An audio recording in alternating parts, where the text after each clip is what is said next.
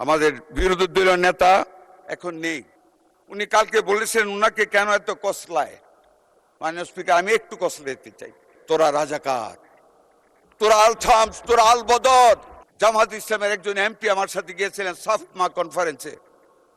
আমি মুক্তিযোদ্ধা জেনে পাকিস্তান অ্যাসেম্বলির একজন এমপি জামাত ইসলামের এমপির সাথে যে তুচ্ছ তাচ্ছিল্য আমাকে করেছিল, জুলাই মুভমেন্টকে নিজেদের ভিতরে নিয়ে যেতে চায়, তাদের জন্য বলি ভূগোল থেকে একটু লেখাপড়া করতে আজকে কষ্ট পাই।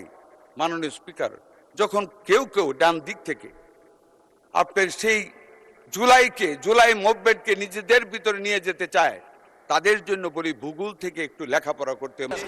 ভূগোলে মাননীয় স্পিকার, আগ্নেয়গিরির অগ্নুৎপাত যখন ঘটে সেটা একদিনে ঘটে না। আগ্নেয়গিরির অগ্নুৎপাতের ফলে যে লাভাটা বের হয় তা অনেক আগে থেকে সৃষ্টি হয়। জুলাই বিপ্লবের সৃষ্টি শুরু হয়েছে সেই 13 বছর 14 বছর আগে থেকে জনাব তারেক রহমানের নেতৃত্বে বাংলাদেশ জাতীয়তাবাদী দল, যুব দল, ছাত্র দল, সকল অঙ্গ সংগঠন তিলে তিলে আগুনের সৃষ্টি করেছে। যে আগুন জ্বলেছিল সেই জুলাই বিপ্লবের মাধ্যমে সেই দিন ফেসিবাদকে বিদায় নিতে হয়েছিল। মাননীয় স্পিকার, বর্ডারে যুদ্ধ করেছি বিলোনিয়া সীমান্তে। আজকে যারা গণতন্ত্রের সবক দিতে চায়, যারা 71কে 24-এর সাথে সম্পৃক্ত করতে চায়, খাটো করে দেখতে চায়, মাননীয় স্পিকার একটি কথাই বলতে চাই, ভালোভাবে আচরণ করে যাচ্ছি। বদ্ধতার সাথে দেশের বৃহত্তর স্বার্থে আমাদের নেতা জনাব তারেক রহমান ঐক্যের ডাক দিয়েছেন। বিদ্যুতের সমস্যার সমাধানে সর্বদলীয় এই সংসদ থেকে কমিটি করেছেন। মাননীয় স্পিকার, বেশি বাড়াবাড়ি না করার জন্য অনুরোধ করব। পাকিস্তানে গিয়েছিলাম 2004 সনে।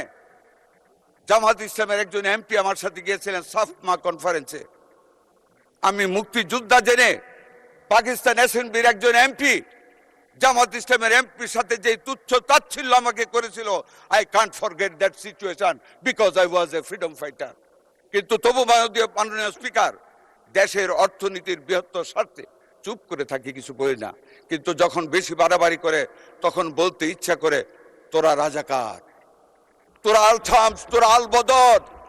মাননীয় স্পিকার, স্বাধীনতার পরে ধানমন্ডির 2 নম্বরের সেই সারা ভবন হোয়াইট হাউস দেখেছি। হল থেকে একটি নান রুটি নিয়ে যেতাম আমরা ছাত্রদের দল, একটি হাত বাড়িয়ে দিত সেই দর্শিতা বোনেরা। যেই মেয়েটির হাত সেই বয়সে হওয়ার কথা ছিল গোলগাল, সেই মেয়েদের হাত ছিল দুর্গন্ধে ভর্তি, চামড়া ছিল উস্কো খুস্কো। তারা দর্শিতা, কারো বুকে ছিল 8 মাসের সন্তান, কেউ ছিল অন্তঃসত্ত্বা, জীর্ণ শীর্ণ চেহারা। আজকে যদি আমাদেরকে বেশি খোঁচানো হয়, মাননীয় স্পিকার, সেই ইতিহাস আমরা ভুলে যাইনি। আমরা মুক্তিযোদ্ধা, দেশটাকে স্বাধীন করেছি। স্বাধীনতার পাওয়া সেই দেশটিকে গড়ার লক্ষ্যে ঐক্য করতে চাই, কিন্তু আদর্শের বিরুদ্ধে গিয়ে নয়।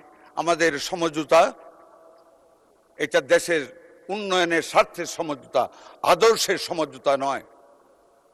আমাদের বিরোধী দলীয় নেতা এখন নেই। উনি কালকে বলেছেন উনাকে কেন এত কসলায়। মাননীয় স্পিকার, আমি একটু কসলা দিতে চাই। উনি কয়েকদিন আগে শিশু পরিবারে গিয়েছিলেন, শিশু হাসপাতালে গিয়েছিলেন। তো উনি যখন গেলেন, আমি বদ্ধতা স্বরূপ, উনি বিরোধী দলীয় নেতা, ওনাকে বললাম, মাননীয় বিরোধী দলের নেতা, আপনি তো গেলেন, আমাকে বললে তো আপনাকে রিসিভ করার ব্যবস্থা করতাম। কয় না না না, আপনার লোকজন ওইখানে মানুষ অনেক ইজ্জত করেছে। আমি কি জানলেন? খুবই ভালো ম্যানেজ করেছেন, রুগীরা বলেছে ভালো আছে, ট্রিটমেন্ট চলছে।